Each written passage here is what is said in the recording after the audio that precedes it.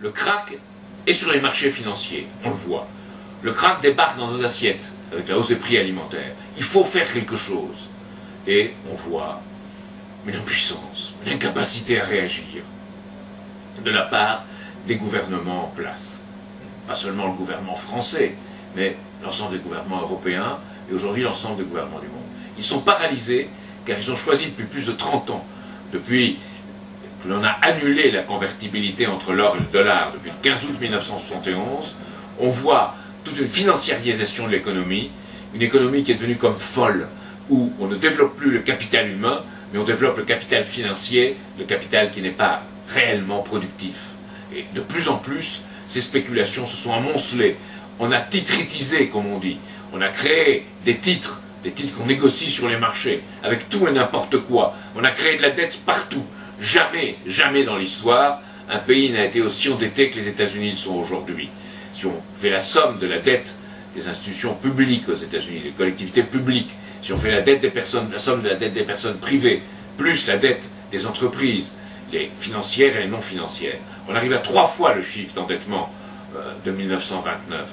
Donc, en France aussi, tout le monde parle de la terrible dette de l'économie française. La dette est élevée, mais elle est relativement moins élevée encore qu'aux États-Unis, parce qu'on a des avoirs encore. Il est vrai qu'on les privatise tous, donc on va bientôt les perdre. Donc on a une situation qui est une situation limite. On le voit se refléter dans l'éducation nationale. Dans l'éducation nationale, on voit une éducation qui n'est plus une éducation du principe de découverte, d'investissement productif, de l'avenir, mais on voit une éducation qui est donnée pour que les gens soient formatés, pour qu'on puisse les utiliser, les processer, les traiter comme des instruments statistiques, et pas la culture de la découverte. D'ailleurs, on paie tellement mal nos doctorants, nos post-doctorants dans le domaine de la recherche. Il n'y a pas d'économie de la recherche en Europe. Donc c'est cela qu'il faudrait créer, une culture de la recherche, une culture de la découverte. Donc voilà où nous en sommes aujourd'hui. Nous avons un capital fictif qui s'est substitué au capital humain. Il faut changer, il faut revenir à ce qui est humain en l'homme, à ce qui est sa capacité de découvrir, d'appliquer ses découvertes sous forme de technologie, de développer l'économie. Mais pour cela, il faut d'abord le défendre. Il faut d'abord nous défendre. Donc, il faut empêcher une spirale de hausse des prix désastreuse. Il faut prendre des mesures. La Chine en a pris. La Chine a pris des mesures de contrôle des prix. Après tout, on achète leurs produits. Pourquoi ne se pencherait-on pas sur les solutions qu'ils donnent pour leur économie? Et que chez nous, on applique les dispositions qui existent. Le Code du commerce, dans son article 412, je l'ai ici, dit qu'on peut prendre des dispositions, que le gouvernement peut arrêter par décret en Conseil d'État, des dispositions contre des hausses et des baisses excessives de prix, des mesures temporaires, motivées par une situation de crise, des circonstances exceptionnelles, une calamité publique ou une situation manifestement anormale du marché dans un secteur déterminé. Eh bien, nous y sommes, et il faut agir. Or, on n'agit pas. De plus, la Constitution nous dit, dans son préambule, la Constitution du 27 octobre 1946, celle de la victoire contre le nazisme, dont le préambule a été repris dans celle de 1958, elle nous dit « La nation assure à l'individu et à la famille les conditions nécessaires à leur développement. Elle garantit à tous la protection de la santé, la sécurité matérielle, le repos et les loisirs. » Eh bien, tout ça n'est pas du blablabla. Il faut absolument qu'un gouvernement le serve, protège la population. D'abord, un contrôle des prix dans le domaine agricole, dans l'agroalimentaire, dans le domaine de l'énergie et des transports, et aussi qu'on protège, comme les propositions de loi que nos amis aux États-Unis font, que Lyndon LaRouche fait aux États-Unis, qu'on protège les gens pour qu'ils aient un toit, pour qu'ils aient un logement, qu'ils ne le perdent pas. Et il va y avoir toute une crise de l'immobilier qui est en train de se produire, qui va se produire aux États-Unis, mais qui va se produire aussi en Espagne, en Angleterre, et venir en France, de ce point de vue-là. Il faut absolument qu'il y ait là, qu'on empêche les gens de perdre leur toit, de perdre leur logement.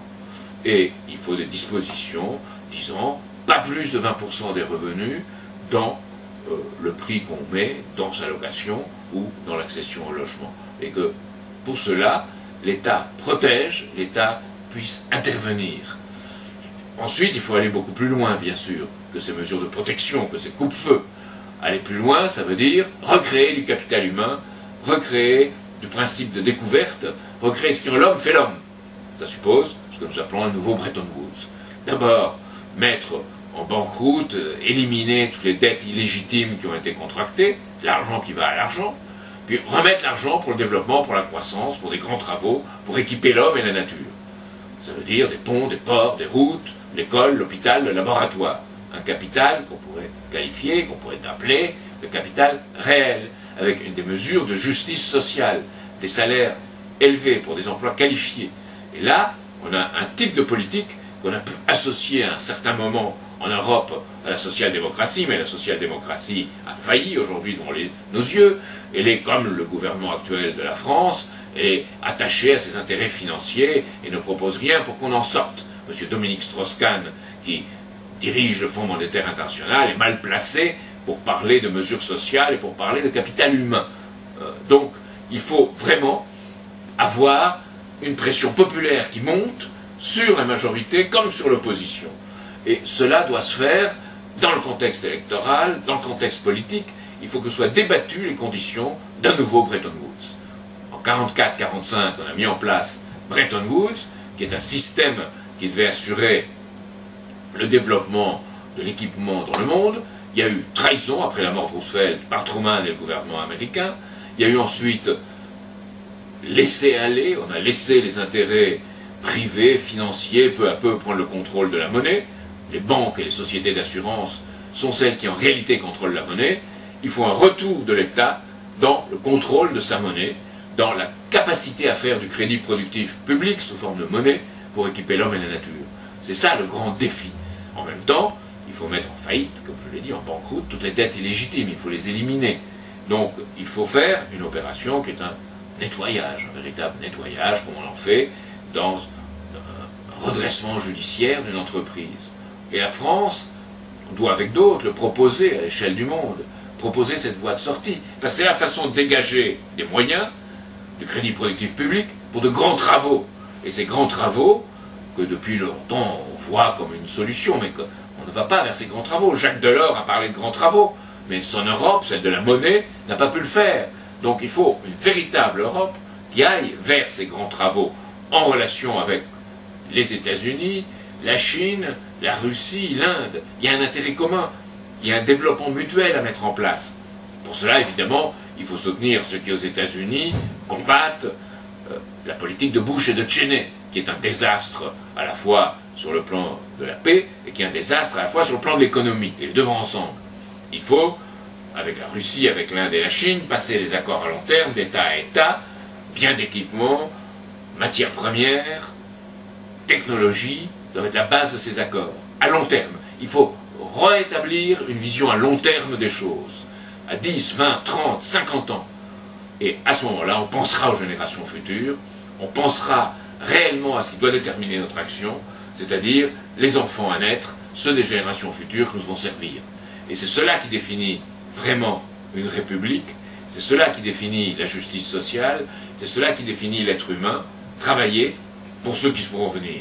Et aujourd'hui, on a une société de court terme, d'infidélité, de vision autodestructrice, en réalité, parce qu'on ne pense pas le long terme, on ne pense pas aux générations futures. On ne pense pas à ce qui est réellement, ce qui est humain en l'homme, la découverte de principes physiques nouveaux, leur application sous forme de technologie, le développement. Donc c'est là que nous devons en venir. Et la leçon de ce krach financier, la leçon de cette inflation qui se déclenche dans le domaine de l'énergie et dans le domaine de l'alimentation, la leçon qu'on doit en tirer, c'est le retour de l'homme défendu par des États-nations, les États-nations souverains agissant ensemble pour une grande politique mondiale de développement économique. C'était la vision qui a été en partie réalisée après la guerre de 1945, après la victoire sur le nazisme.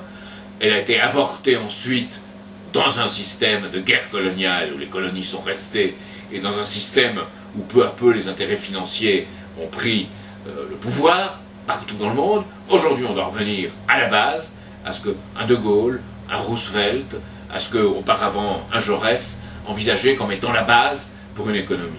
Et c'est là qu'on doit en venir, c'est là les leçons qu'on doit en tirer, sans s'obséder à court terme par les hausses ou les baisses de la bourse, sans s'obséder à court terme par les mouvements financiers, sans s'obséder à court terme par le prix des produits alimentaires, mais rétablir quelque chose dans lequel ces mouvements aberrants soient éliminés et dans lequel l'homme reprenne timon, je dirais, ou peut-être le poste de pilotage de l'avion ou de la fusée, et rétablissent vers l'avenir une société qui soit à la mesure de ce que tous nous espérons. Voilà la leçon qu'on devrait tirer de ce krach.